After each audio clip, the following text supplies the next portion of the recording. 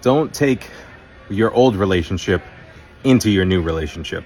That means don't have the same expectations for that new engineer or that new producer that you had with the last one. It's kind of like this ex-boyfriend kind of thing where it's like, well, my old producer used to do it like this. Can you do it like that? And well, my old engineer used to mix it like this, and you're just kind of not doing it quite like my old engineer used to do it. Like, that's because I'm not your old engineer.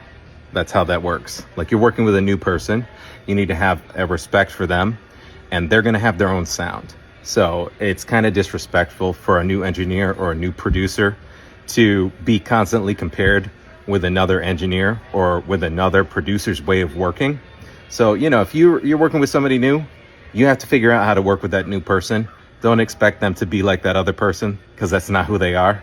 So if you want to work with that other person, work with that other person. But once you find somebody new, you have to figure out how you two can work together in a new way, because you're starting a new relationship.